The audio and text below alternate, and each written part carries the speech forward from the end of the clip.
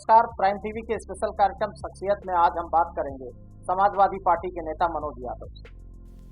मनोज यादव जी नमस्कार, prime TV पर आपका स्वागत। धन्यवाद। मनोज यादव जी, सबसे पहले ये जानना चाहते हैं कि सियासत में आने का जो फैसला है आप किन परिस्थितियों में किया है आपका? देखिए, समाजवादी बैकग्राउंड से हमारा पुराना लगाव है और जहाँ तक एक परिचय की बात आएगी तो जब जनता पार्टी की सरकार बनी उससे पहले इमरजेंसी के दौर में हमारे फादर लोकतंत्र सेनानी के रूप में आज हैं और जेल गए। 6 महीने का जेल उन्होंने काटा, 3 महीने बाराबंकी की जेल में और 3 महीने फैजाबाद की जेल में। एक लंबा अनुभव रहा है, एक पूरे जनपद में समाजवादियों के बारे में जानने का, पढ़ने का और बड़े समाजवादी लीडर्स के बारे में भी पढ़ने जानने का अवसर मिला।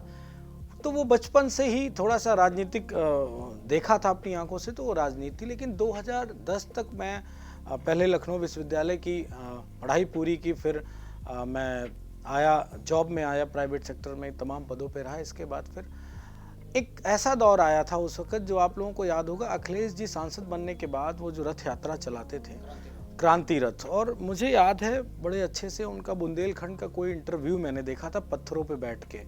तो मन में कहीं ना कहीं वो एक ज्योत जगी कि कोई नौजवान राजनीति में इस तरह पदार्पण कर रहे हैं। तो मन में आया कि राजनीति भी करनी चाहिए। और वो चूंकि वो पुंज अंदर से जल रहा था, बचपन से देखा सुना समझा जो था, और आप इस तरह कह सकते हैं कि शरीर में खून भी समाजवादियों का है, तो वो फिर आया। और हम लगातार आदरणीय राष्ट्रीय अध्यक्ष जो हैं इस वक्त अखिलेश जी, उनके पीछे पीछे जिंदाबाद करते और उनको देखते सुनते राजनीति को, मैं एक तरीके से कह लीजिए कि मेरे राजनीतिक गुरु हैं वो, जिनको देख के मैं राजनीति में आया और उन्हीं को देखते हुए आज आगे चलते हुए तमाम सारी जिम्मेदारियों का निर्वहन कर रहे हैं। मनोज जी, लंबे समय से आप पैनलिस्ट के रूप में देखे जा रहे हैं, सारे टीवी चैनल्स पर आप समाजवादी पार्टी के प्रवक्ता पैनलिस्ट के रूप में देखे जा रहे हैं। एक लंबा अनुभव समाजवादी पार्टी का हुआ है, आपको समझने, परखने और सीखने का काफ़ी नज़दीक से देखा है समाजवादी पार्टी को। समाजवाद को आप कैसे परिभाषित करते हैं? देखिए, जो ये बात कह देना या समाजवाद को लोग ये समझते हैं कि बड़ी आसान राह है, मैं इस बात से इत्तेफाक नहीं रखता। समाजवादियों की राहें बहुत मुश्किल हैं। वो फिर आचार्य नरेंद्र देव जी से शुरू की जाए या लोहिया जी से शुरू की जाए, जेपी जी से शुरू की जाए, जितने भी समाजवादी बड़े नेता हुए उनका संघर्ष बड़ा था।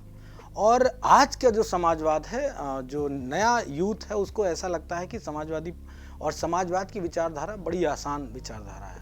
मैं इस बात को बिल्कुल नहीं मानता, बड़ी मुश्किल राहें हैं। क्योंकि जो समाजवादी पार्टी और जो समाजवाद कहता है वो सबकी बराबरी की बात करता है, वो कोई डिफरेंसेस नहीं रखता है।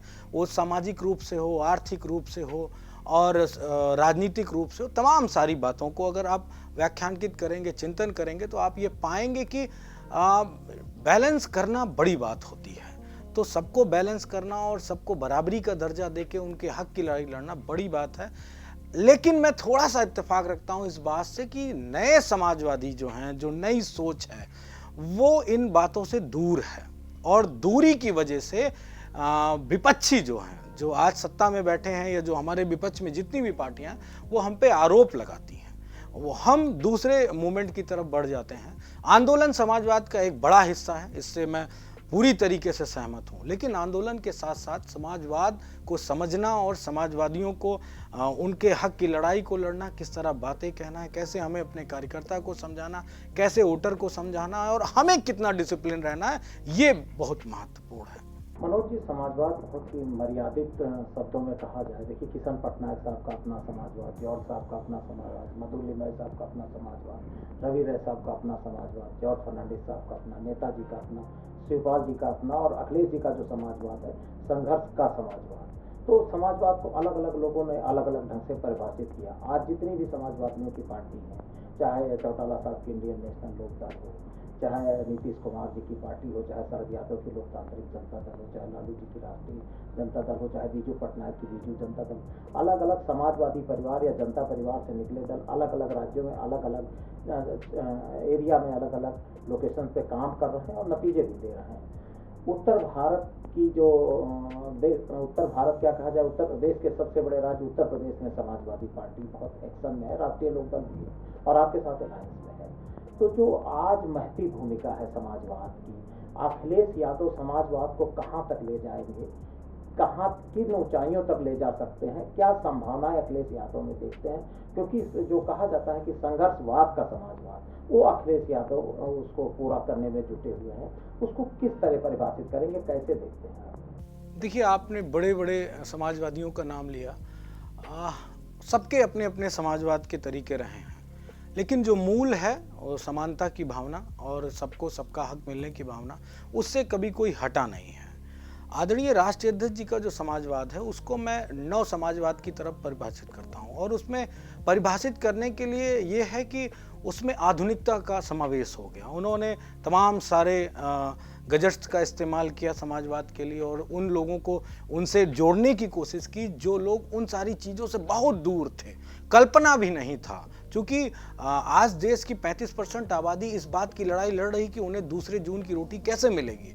तो उस स्थिति में अगर हम आधुनिकता का, यंत्रों का, तमाम संसाधनों का अगर हम किसी को मुहैया करा रहे हैं, तो वो शायद पुराने समाजवाद में नहीं थी। राष्ट्रीय अध्यक्ष जी अखिलेश यादव जी ने जो काम किया है पिछले आधे दशक में, 5 साल की सरकार में, वो मेरे ख्याल से उत्तर भारत, क्या संपूर्ण भारत में ऐतिहासिक है। उसको अगर उस पर चिंतन किया जाए, उस पर बड़ी बहस की जाए, तो उस पर बड़ी बातें निकल के आ सकती हैं। लेकिन चूंकि षड्यंत्रकारी लोग षड्यंत्र करेंगे, आपको डैमेज करेंगे, कोई भ्रष्टाचारी बताएगा, कोई क्या बताएगा, इन सबसे बचते बचाते और इन सारी चीज़ों को समझते हुए आदरणीय राष्ट्रीय अध्यक्ष श्री अखिलेश यादव ने समाजवादी पार्टी को, कितने षड्यंत्र हुए ये सभी को पता है, कैसे कैसे और कहाँ कहाँ से षड्यंत्र हुए, बचाते हुए उन्होंने एक ऐसे प्लेटफॉर्म पे समाजवादी पार्टी को खड़ा किया है जो उत्तर भारत में दूर से दिख रही है। कई लोगों का आपने नाम लिया, उनके साथ समाजवादी हैं, लेकिन उनका गठजोड़ अवसरवाद के रूप में रहता है। वो कभी भी किसी के साथ विचारधारा, वो उनकी सांप्रदायिक हो, उनकी विचारधारा वो कम्युनल वाली बातें करने, वो हिंदू मुसलमान का झगड़ा करने वाला, नीतीश जी का नाम ले लीजिए, तमाम सारे, और चौटाला का परिवार का नाम ले लीजिए, वो समय के हिसाब से इधर उधर ढनकते रहे। लेकिन समाजवादी पार्टी उत्तर प्रदेश में और आदरणीय लालू जी बिहार में, उन्होंने अपने आप को स्टेबल रखा, तमाम परिस्थितियों से जूझे। सत्ता गई, सत्ता नहीं आई, हमने अच्छा काम किया और सत्ता फिर भी हमें नहीं मिली, उन सारी बातों को एक तरफ रख के हमने लड़ाई लड़ी है और संघर्ष किया है। टीवी डिबेट्स में मैं तमाम बैठता हूँ, लोग सिर्फ और सिर्फ समाजवादियों पे टारगेट करते हैं। कभी हमारे अचीवमेंट के बारे में कोई नहीं बात करता, कोई चैनल नहीं बात करता, कोई नहीं कहता कि समाजवादियों ने ये ऐतिहासिक काम कर दिया, समाजवादियों ने ये बहुत बेहतर काम किया। कोई हमें माइलेज देने को तैयार नहीं है। फिर भी राष्ट्रीय अध्यक्ष जी ने इन सारी नकारात्मक शक्तियों के खिलाफ खड़े होकर लड़ाई लड़ के जिस तरीके से समाजवादी पार्टी को एक मैं ये कहता हूँ ध्रुव तारे की तरह, आज सत्ता में नहीं है, समाजवादियों ने कभी, मुझे नहीं लगता है कि सत्ता की परवाह की है। आदरणीय नेताजी के, मैं जब उन तमाम सारी बातों को ध्यान करता हूं तो वो कहते हैं कि समाजवादियों को सत्ता का मोह नहीं करना चाहिए, क्योंकि आपकी जब धारा बिल्कुल सही है और आपका उद्देश्य बिल्कुल सही है तो सत्ता आपके हाथ में आएगी और आप जनता के लिए बेहतरीन काम करने का आपको मौका मिलेगा। मनोज जी, डॉक्टर लोहिया कहा करते थे कि समाजवाद का मतलब नंगा या भूखा समाज नहीं हो सकता। लोहिया साहब ये भी कहते थे कि सत्ता और समृद्धि के केंद्रों का स्थान परिवर्तन होता रहता है। तो सत्ता, पावर सेंटर और समृद्धि जो रिच होना है उसका ट्रांसफर होता रहता है। सत्ता और समृद्धि के केंद्रों का स्थान परिवर्तन हमेशा होता रहता है। तो समाजवादी पार्टी, राष्ट्रीय पार्टी 6% वोट की बात तरफ मैं ले जाना चाहता हूँ। राष्ट्रीय पार्टी नहीं हो पाई, उसके पीछे का क्या कारण है? देखिए, महाराष्ट्र में भी आपने एक बार आपके 4 एमएलए जीते, अब 2 जीत रहे हैं, और बिहार में भी आपके 4 एमएलए, गगन पहलवान, देवनाथ यादव, अंसार अहमद, दिलीप वर्मा, इसी तरह किरणमय नंदा साहब वेस्ट बंगाल की विधानसभा में मंत्री वहाँ रहे। कर्नाटक में भी आपका मेंबर ऑफ पार्लियामेंट भी जीते। अमरीश कुमार उत्तरांचल में भी जीते, मेंबर ऑफ पार्लियामेंट रहे। तो अलग अलग राज्यों में आपका एंट्री होती है, और फिर उसके बाद जो 6% वोट बैंक की लड़ाई है राष्ट्रीय पार्टी को, उत्तर प्रदेश, जैसे मध्य प्रदेश में एक मौका ऐसा आया कि आपकी लीडरशिप को कांग्रेस के साथ अलायंस में 15-20 सीटें कमलनाथ जी देने को तैयार, फिर दरक गया मामला, बीएसपी के दबाव था या जो भी हो, इंटरनल बातें, मामला दरक गया। मध्य प्रदेश में भी आपका एक विधायक है, तो एक समय ऐसा था 11-11 विधायक आप मध्य प्रदेश में उपचुनाव जीते।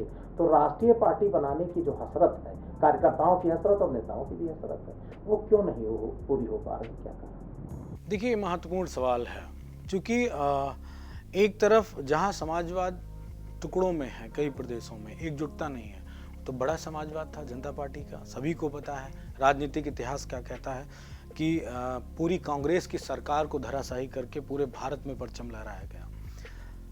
अगर इस बात को इस तरह कहा जाए कि समाजवादी पार्टी के परिप्रेक्ष्य में सिर्फ, तो निश्चित तौर पे समाजवादी पार्टी को इस पे अभी बड़ा काम करने की जरूरत है। कुछ राजनीतिक ऐसे घटनाक्रम हुए, आदरणीय नेताजी के हाथ में समाजवादी पार्टी थी, तो राष्ट्रीय अध्यक्ष जी उस वक्त के मुख्यमंत्री हुआ करते थे उत्तर प्रदेश के, एक बेहतर टाइम था। लेकिन हम अपना विस्तार करने के बारे में बहुत ज़्यादा नहीं सोचे और प्रदेश का कैसे भला हो सके। चाहते आदरणीय राष्ट्रीय अध्यक्ष जी चाहते, नेताजी चाहते, तो प्रदेश से फोकस कम करके हम चाहते तो हमारे पास सत्ता थी, हम पूरे देश में फैल सकते थे और अपने एजेंडा फिक्स कर सकते थे। काम हुआ भी, लेकिन हमारा फोकस पूरा उत्तर प्रदेश में था, क्योंकि उत्तर प्रदेश देश का एक बड़ा हिस्सा है राजनीतिक रूप से, जनसंख्या के रूप में और क्षेत्रफल के भी आधार पे, कोई उसमें दो राय नहीं है।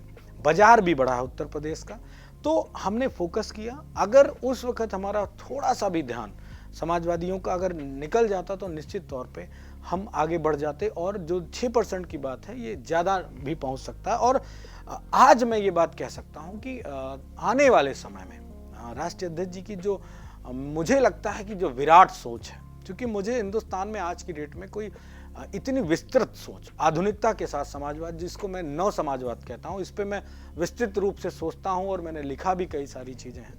उन बातों को अगर आप समावेशित करेंगे पूरे देश की भौगोलिक स्थिति में, सामाजिक स्थिति में, राजनीतिक स्थिति में, तो निश्चित एक बड़ा स्थान बनेगा। हाँ, इस पे विचार करने की बात है, बड़ा विचार करने की बात है। और सबसे महत्वपूर्ण जिम्मेदारियाँ, तमाम सारी पार्टी के तमाम लोगों को बड़ी जिम्मेदारियां दी गई, चाहे छत्तीसगढ़ हो, चाहे तमाम सारे स्टेट की हो। मुझे नहीं महसूस होता है कि कोई जैसा कि हमारा राष्ट्रीय अध्यक्ष जी का सपना है, जिस तरह इम्प्लीमेंट करना, प्रदेशों में अपनी जगह बनाना, उस तरीके से काम नहीं हो पाया। और इस बात को मैं बड़ी बेबाकी से कहता हूँ, क्योंकि जब तक नेतृत्व ये बात नहीं समझेगा और उन तक वो बातें नहीं जाएंगी, तब तक हम चुनाव लड़ने जा सकते हैं, ये बड़ी बात नहीं है। हमें कैडर खड़ा करना पड़ेगा, और वो कैडर आदरणीय राष्ट्रीय अध्यक्ष जी के नेतृत्व में आने वाले समय में खड़ा होगा, ऐसा मैं विश्वास करता हूं। क्योंकि एक बात मैं कहूंगा कि लोग जब राजनीति में बहुत सारे अपने अवसर ढूंढ रहे थे, तब से मैं आदरणीय राष्ट्रीय अध्यक्ष जी को सिर्फ और सिर्फ उनको सुनता हूं, उनको समझने की कोशिश करता हूं। जब मुलाकात होती है तो उनसे जो भी मेरा कन्वर्सेशन हो सकता है, मैं उसको करके आत्मसात करने की कोशिश करता हूँ, और ये मेरे ख्याल से हर कार्यकर्ता के अंदर होना चाहिए। मनोज जी, आपको याद होगा 1992 के आसपास जब समाजवादी पार्टी का गठन हुआ थे गठबंधन के बाद, उसके बाद विशल सिंह यादव जी ने महाराष्ट्र में एक शिविर हुआ था।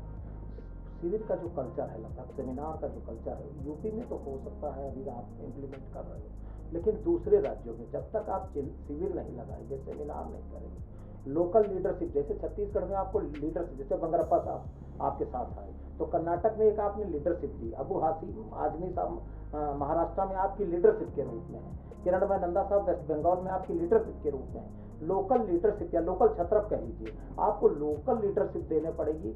इसको लेकर के चाहे मध्य प्रदेश हो, छत्तीसगढ़, जिन राज्यों में आप चुनाव लड़ने गए, बिहार हो, महाराष्ट्र हो, तो लोकल लीडरशिप का अभाव रहा, क्योंकि आपकी लीडरशिप, जैसे 2024 की बात किया जाए तो 2024 में हेमंत सोरेन साहब आपको एक्सेप्ट कर सकते हैं, स्टालिन साहब तमिलनाडु में एक्सेप्ट कर सकते हैं, तेजस्वी यादव बिहार में एक्सेप्ट कर सकते हैं, जयंत चौधरी एक्सेप्ट कर सकते हैं, लेकिन उसके पहले आपको 2022 जीतना होगा, या पार्टी की भूमिका को बड़ी करना होगा, गौण भूमिका को बड़ा करना होगा, बृहद भूमिका में आना होगा। और अखिलेश यादव जी तीसरे मोर्चे को, संभावित तीसरे मोर्चे की मैं बात कर रहा हूँ, 2024 को लेकर के देश में एक एक्सेप्टेंसी वाले मॉडल के रूप में, उस नेता के रूप में देखे जा सकते हैं। उस कार्य योजना को लेकर के क्या रोड मैप है आपका? देखिए, निश्चित तौर पे जितनी भी बातें हम लोगों ने की हैं, उसमें अगर पूरे देश के समाजवादियों की बात की जाए, जिनकी विचारधारा सबको समाहित करती है, और एक धर्म विशेष या जाति विशेष या एक संगठन विशेष की बात न करके सबकी बात करने वाले तमाम सारे लीडरशिप हैं, और मुझे विश्वास है कि आने वाले समय में आदरणीय राष्ट्रीय अध्यक्ष जी को तीसरे फ्रंट के रूप में लोग एक्सेप्ट करेंगे। और उसके पीछे भी रीज़न है, उनका जो विज़न है बड़ा है, और सबसे बड़ी बात होती है राजनीति में स्पेस देने की। तो राष्ट्रीय अध्यक्ष जी का जो मैं नेचर समझता हूँ, और जैसे अब तक उन्होंने निर्णय लिए हैं, उन्होंने हमेशा सामने वाले को स्पेस दिया। एक थोड़ी सी वो घटनाएं हो गई कि जब वो एक परिपक्व राजनेता बनने की तरफ थे, क्योंकि राजनीति हर दिन सीखने का विषय है। 5 साल के शानदार कार्यकाल के बाद उनके पास एक बेहतर मौका था। सत्ता में हम भले ना आते, कोई दिक्कत नहीं थी, लेकिन पार्टी में ऐसा तमाम सारी चीजें हुई जो संघर्ष बड़ा था, और उस संघर्ष को राष्ट्रीय अध्यक्ष जी ने लड़ा। समाजवादियों की ताकत से लड़ा, पार्टी के विधायक मंत्रियों की ताकत से लड़ा, और जो आम कार्यकर्ता था, जो किसान था, मजदूर था, और तमाम सारी बेरोजगारी वाले युवक थे, उन सब उनके साथ कंधे से कंधा मिला के खड़े हुए। क्योंकि साजिश बड़ी थी, पार्टी को तोड़ने की लोगों की साजिश थी, पार्टी को खत्म करने की साजिश थी। और दिल्ली वाले बड़े साथी रहे इस मामले में, लेकिन फिर भी समाजवादियों ने और आदरणीय राष्ट्रीय अध्यक्ष जी ने उसको संभाला। जो आपका विचार है वही मेरा विचार है कि आने वाले समय में राष्ट्रीय अध्यक्ष जी को जितना बेहतर स्पेस मिलेगा और धीरे धीरे स्टेप बाय स्टेप जो काम होंगे वो समाजवाद को बढ़ाएंगे, ऐसा मेरा विश्वास है। परिवार के झगड़े की बहुत चर्चा रही, खूब मीडिया में सुर्खियां बटोरी लोगों ने। आज के जो हालात हैं, एक विनम्र भाव कहा जाए शिवपाल सिंह यादव का आ रहा है, और अखिलेश जी का भी उसी तरह है कि कहीं ना कहीं उत्तर प्रदेश की दोनों समाजवादी ताकतों की तो मैं बात कर ही रहा हूँ, पूरे देश में चर्चा है कि देश की सारी समाजवादी ताकतें एक प्लेटफॉर्म पर आ जाए। कैसे देखते हैं? निश्चित तौर पे उत्तर प्रदेश में सभी के दिल में ये बातें हैं कि एक प्लेटफॉर्म होना चाहिए, समाजवादियों का बिखराव नहीं होना चाहिए। आदरणीय राष्ट्रीय अध्यक्ष जी ने जब भी मीडिया के लोगों ने पूछा तो उन्होंने नकारात्मक कोई बात नहीं की, सकारात्मक कही, और मैं उम्मीद करता हूं कि आने वाले समय में सकारात्मक पक्ष देखने को मिलेंगे। लेकिन एक बात स्पष्ट करता चलूं कि समाजवादी बहुत दिन तक अगर कोई लड़ाई लड़ाने की बात करेगा या अलग करने की बात करेगा, वो हो नहीं सकता, क्योंकि वो नेचुरल फेविकोल है, वो जुड़ेगा जरूर। क्योंकि कोई समाहित नहीं कर सकता हूँ, उनकी बातें कोई समझ नहीं सकता। क्योंकि कोई भी आप पार्टी की उठा के बात कर लीजिए, बीजेपी की बात कर लीजिए, कांग्रेस की बात कर लीजिए, या कोई और भी दल है, इतना लिबरल हो ही नहीं सकता। और जिस तरीके से समाजवादी पार्टी लगातार आरक्षण की बात पे, चाहे वो दलितों की बात हो, पिछड़ों की बात हो, उन पे जैसी लड़ाई लड़ी है, वैसा आप बता सकते हैं, आपका अनुभव बड़ा है, आप इतनी लंबी राजनीति को समझते हैं, इतने सालों से आप समझते आ रहे हैं। मैं आपसे उम्र में इतना कम हूँ, मेरी राजनीति में कम है, तो मुझे नहीं लगता है कि इतना लिबरल होके इन मुद्दों को और सारी चीज़ों को समझने की कुवत किसी भी दल में नहीं, चाहे वो राष्ट्रीय पार्टी हो चाहे क्षेत्रीय पार्टी हो। कुछ एक प्रांत को छोड़ दिया जाए जिससे उत्तर प्रदेश का कोई सरोकार नहीं, तो उससे हम उत्तर प्रदेश की राजनीति करते हैं, इसलिए उत्तर प्रदेश के परिप्रेक्ष्य में इस बात को कहेंगे। मैं 2019 की बात करता हूँ। 19 में एक बड़ा गठबंधन हुआ, और उस गठबंधन को मैं ऐतिहासिक मानता हूँ। सफलता मिली नहीं मिली वो बात का विषय है, सोचने का विषय, विमर्श का विषय। राष्ट्रीय अध्यक्ष जी ने 2 कदम पीछे किया, स्पेस दिया, मायावती जी को स्पेस देके, और हमने एक बड़ा गठबंधन करने की कोशिश की। किस हित के लिए था? ये तो सभी को पता है कि 80 सीटों से हम कोई प्रधानमंत्री नहीं बन जाने वाले थे, लेकिन स्पेस इसलिए था कि दलितों का, पिछड़ों का, अल्पसंख्यकों का और उन समाज के लोगों का जिनको कोई नहीं सुनता है, जिनके हक की लड़ाई कोई नहीं लड़ता है। आज कितने ज्वलंत मुद्दे हैं, लेकिन उन मुद्दों पे क्या सरकार बात कर रही है? क्या सरकार पिछड़ा वर्ग आयोग का गठन करके क्या पिछड़ों के हक की मारी नहीं कर रही है? क्या आज सिर्फ बातें कर सकते हैं लोग, काम नहीं कर सकते? तो समाजवादी बड़ा एक स्टैंड था आदरणीय राष्ट्रीय अध्यक्ष जी का कि हम इनके तमाम सारे हकों की लड़ाई लड़ेंगे, सेंट्रल गवर्नमेंट में ताकतवर रूप में बैठेंगे। लेकिन मेरे ख्याल से ये बहलाने वाले, फुसलाने वाले लोग थे, मंदिर की बात करने वाले लोग थे, आपके संवैधानिक हक को मार के, धर्म को आगे करके राजनीति करने वाले लोग थे। वही मैं कहता हूँ, लड़ाई हमारी बड़ी है, हम समाजवाद की राह पे, समझ लीजिए अंगारों की राह पे चलने वाली बात है। मनोज जी, 2019 का जो पार्लियामेंट का चुनाव आपने लड़ा, राष्ट्रीय लोकदल, एसपी बीएसपी अलायंस, बहुत ही बृहद ग्रैंड अलायंस कहा जाए हुआ, और एक तरह से सोशल कम्बिनेशन भी बहुत बड़ा था, जाटो मुस्लिम यादव कम्बिनेशन सतह पर दिखा, और उसके बावजूद जो अपेक्षित नतीजे नहीं दे पाया, कहाँ पर चुका? निश्चित तौर पे इस बात पे मेरे ख्याल से अगर मुझे राजनीतिक रूप से सबसे बड़ा कोई दुख होगा तो इसी बात का होगा। और मैं आज भी बड़ा सोचता रहता हूँ कि आखिर कौन सी चीज़ हो गई। वो आपको याद होगा जब इससे पूर्व में गठबंधन हुआ था बहुजन समाज पार्टी, समाजवादी पार्टी का, एक बेहतरीन निर्णय था और बेहतरीन परिणाम भी आया। इस बार जो हुआ वो मेरे ख्याल से बड़ा शॉकिंग था। इस पे अगर आप विचार करेंगे तो निश्चित तौर पे आपको लगेगा कि वो हर हथकंडा अपनाया सरकार ने इस गठबंधन को खत्म करने के लिए, तोड़ने के लिए। जो मैं समझता हूं कि 15 से 20 ऐसी सीटें थी जिन पे फोकस्ड होकर सरकार ने उनको हरवाया। किससे? डीएम से कह के हरवाया, डीएम से कह के हरवाया। वोटिंग में देखिए बदायूं का आप उदाहरण ले लीजिए। बदायूं में सांसद जी हमारे धर्मेंद्र जी सुप्रीम कोर्ट जा चुके हैं, कैसे वहाँ पे काउंटिंग हुई। जौनपुर की बात ले लीजिए, मछली शहर की बात ले लीजिए, कितने सारे ऐसे जिले हैं जहाँ पे षड्यंत्र करके 15 से 20 सीटें हराई गई और बाकी एजेंडा चलाया गया। और मैं तो ये कहता हूँ कि इस बात को कहने में मुझे कोई गुरेज नहीं कि लोकसभा का चुनाव बीजेपी ने प्रधानी की तरह लड़ा। बहुत पैसे का साम दाम दंड भेद उसने सारे उपयोग किए, जनता के मन को घुमाने का काम किया, भ्रमित करने का काम किया, वोटर्स को खरीदने का काम किया, जो भारतीय ढांचे के लिए बेहतर नहीं है। क्योंकि लोकसभा का चुनाव इस देश का चुनाव होता है, देश के मन मिजाज का चुनाव होता है, देश की समस्याओं का चुनाव होता है। एजेंडा वाले लोग हैं, इन्होंने अपने एजेंडे फिक्स किए, उसमें किसी के हक की बात नहीं थी। बड़ी बातें हुई, आप सोचिए लॉकडाउन हुआ तो इस देश में सब कुछ सामने आ गया। क्या जो मीडिया कहती थी अगर मोदी नहीं होगा 19 में तो ये देश कैसे चलेगा। आप बताइए, मोदी भी थे, प्रधानमंत्री भी थे और देश पैदल चल रहा था, छाले पड़ रहे थे, लोग भूखों मर रहे थे, प्यासों मर रहे थे, आज बिना दवाई के मर रहे हैं। डॉक्टर्स नहीं पेशेंट को छू रहा है। मोदी तो है ना, लेकिन देश में तबाही है। क्या मोदी सबको खाना दे पाए? क्या मोदी सबको रोजगार दे पाए? नहीं दे पाए। भ्रमित किया इस मीडिया ने, तमाम सारे लोगों ने। तो वो बड़ी षड्यंत्र के तहत हमारा गठबंधन फेल हुआ। दुख है, मुझे राजनीतिक दुख है। मैं तो इसकी भरपाई नहीं कहता कि अगर 22 में हमारी सरकार आने वाली है, उसके बावजूद भी मैं इसकी भरपाई नहीं समझता, क्योंकि आदरणीय नेताजी हमेशा कहते हैं कि जो सेंट्रल की गवर्नमेंट है वो डीएम है, उसके पास ताकत बड़ी है, तो हमारा प्रतिनिधित्व वहाँ पे बड़ा होना चाहिए, ऐसा मैं महसूस करता हूँ।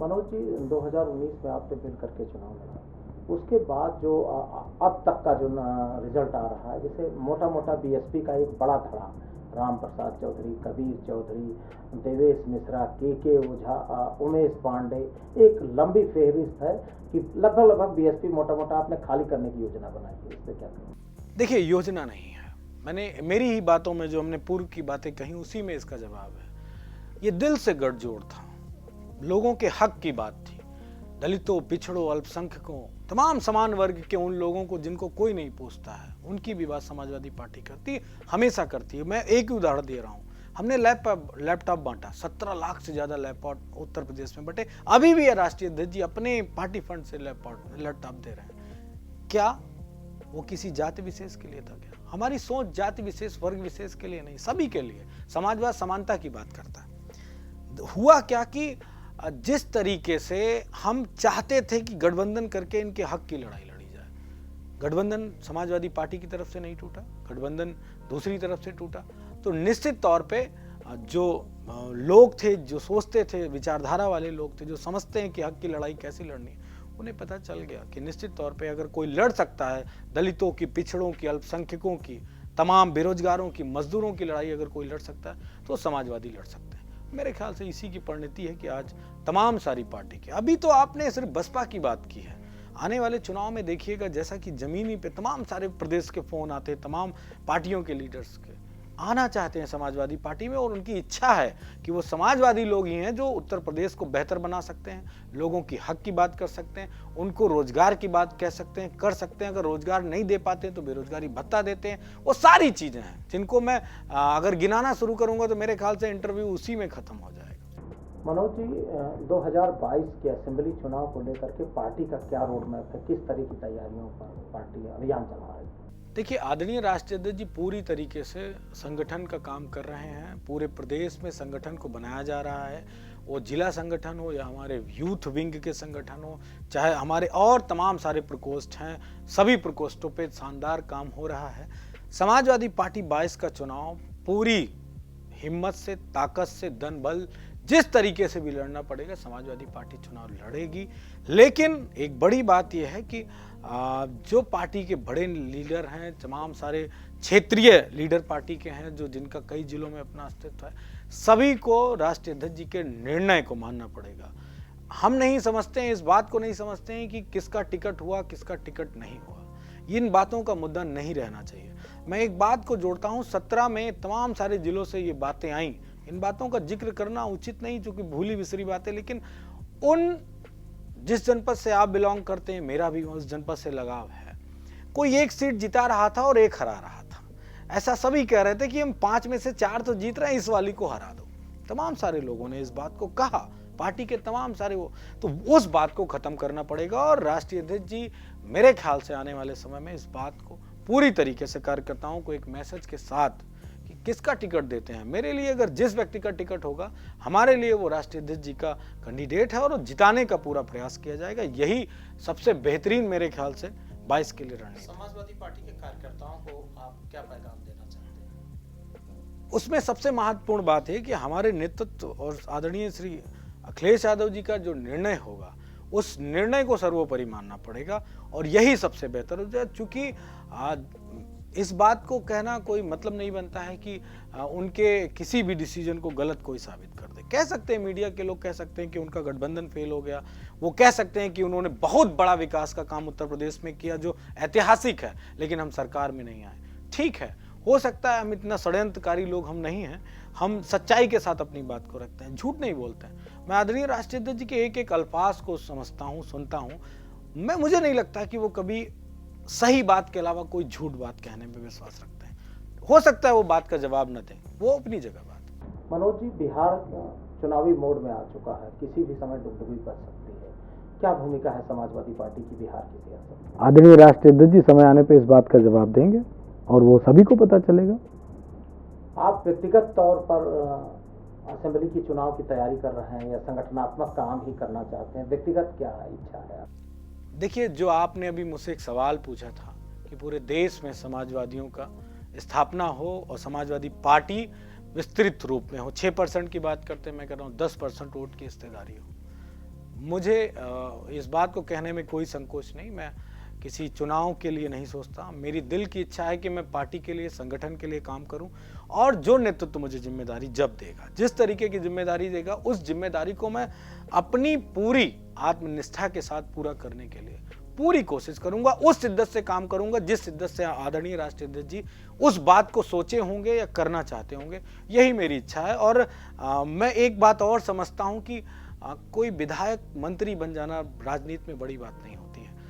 हमारी पार्टी की विचारधारा कहाँ तक जा सकती है, उससे कितने लोगों को लाभ मिल सकता है, ये बड़ी बात होती है। क्योंकि जितने भी बड़े लीडरशिप देखने को मिली है समाजवादियों की, एक पूरी खेप रही है। सभी तो मुख्यमंत्री नहीं बन गए, लेकिन उन्होंने अपना सर्वस्व दिया पार्टी को और उसकी बदौलत इस प्रदेश के तमाम सारे लोगों को क्या क्या लाभ हुआ है ये विचारणीय है। ये इस पे बात की जा सकती, चर्चा की जा सकती।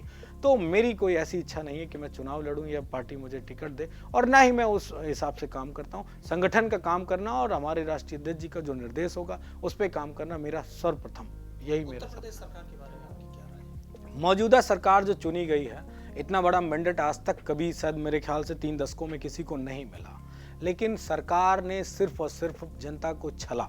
इनकी बड़ी परीक्षा हुई और बड़ी परीक्षा ये थी कि जो इन्होंने कोरोना काल में जो जिस तरीके से इनको काम करना चाहिए था वो काम ये पूरी तरीके से फेल हो गए। कल की घटना है, डीएम कह रहा है लखनऊ का कि कोरोना की जांच धीमी करो। वर्ल्ड वाइज ये बातें आ रही, देश में आ रही कि कोरोना की जांच तेज करो जिससे कि लोगों के इलाज किया जा सके। पूरी तरीके से फेल सरकार अगर उत्तर प्रदेश में अब तक कोई रही है, मैं 3 दशकों की बात समझ रहा हूँ। हो सकता है मेरी राजनीति की समझ उस 3 दशकों में उतनी अच्छी ना रही हो, लेकिन जो मैंने अपनी आंखों से देखा, इस लखनऊ को, तमाम सारे जनपदों को आज सबसे बदतर स्थिति में है। क्योंकि ये सरकार जनता के लिए नहीं चुनी गई थी, ये सरकार बनाई ही इसीलिए गई थी कि वो उनके एजेंडा जो है उत्तर प्रदेश के परिप्रेक्ष्य में, उन एजेंडा को अपना पूरा कर लें। यही लिए आज उत्तर प्रदेश पूरी तरीके से फेल हो गया। अपने नेता अखिलेश यादव जी से आपने क्या सीखा? देखिए, ये महत्वपूर्ण सवाल है और सीखने को तो मैं उन्हें अपना राजनीतिक गुरु कहता हूँ। बहुत कुछ है सीखने को। अगर 2 ही मुस्कुराहट मेरे जहन में हमेशा आती हैं। एक हमारे आदि कुल ईश्वर जो हैं भगवान कृष्ण की, वो हमेशा किसी भी परिस्थितियों में मुस्कुराते हैं। और दूसरी मुस्कुराहट है वो हमारे आदरणीय राष्ट्रीय अध्यक्ष जी की। वो परिस्थितियाँ कैसी भी हों, मुस्कुराते हैं, सामना करते हैं। मैंने कहा ना कि एक बड़ा क्षेत्र था उनके सामने, बड़ा काम कर सकते थे, लेकिन परिस्थितियां बड़ी विकट आईं। लोग कहते हैं उस बात को कि उन पे आरोप लगाया जाता है कि वंशवाद की राजनीति का वाहन कर रहा है। मैं इस बात से इत्तेफाक नहीं रखता। अगर उत्तर प्रदेश में सबसे ज्यादा किसी ने रथ चलाया और रथ चला के पूरे प्रदेश का भ्रमण किया तो वो आदरणीय राष्ट्रीय अध्यक्ष श्री अखिलेश यादव जी हैं। सबसे ज्यादा अगर शानदार कार्यकाल भी उनका सबसे ज़्यादा है 5 साल में, जो दिनों को आप काउंट करेंगे तो उनका बड़ा कार्यकाल है उत्तर प्रदेश के मुख्यमंत्रियों के, सबसे बड़ा उनका कार्यकाल रहा और उसमें ऐतिहासिक काम किया उन्होंने उत्तर प्रदेश में। बिना जाति धर्म मजहब पंथ को अलग हटा के उन्होंने काम किया, ये मेरे लिए बड़ी बात है। उनसे सीखने के लिए वो संयमता, वो मुस्कान और सबकी बातें सुनना। मैं छोटा सा कार्यकर्ता हूँ और पार्टी के लिए मैंने जब भी उनसे बड़ी बातें कहीं, बड़े तमाम सारे मुद्दों पे मैंने उनसे कहा कि इस पे मदद की जाए, तो उन्होंने मदद की। और ये मेरी बात नहीं है, किसी भी समाज का, पार्टी का कोई छोटा से छोटा कार्यकर्ता जब उनके पास जाता है तो बड़े दिल के साथ उसकी मदद करते हैं। ऐसा लीडरशिप में कम देखने को मिलता है। धन्यवाद मनोज जी। ये थे समाजवादी पार्टी के उत्तर प्रदेश के नेता मनोज यादव। शख्सियत के अगले प्रोग्राम में हम किसी नई शख्सियत के साथ फिर मिलेंगे। तब तक देखते रहिए प्राइम टीवी का स्पेशल कार्यक्रम शख्सियत।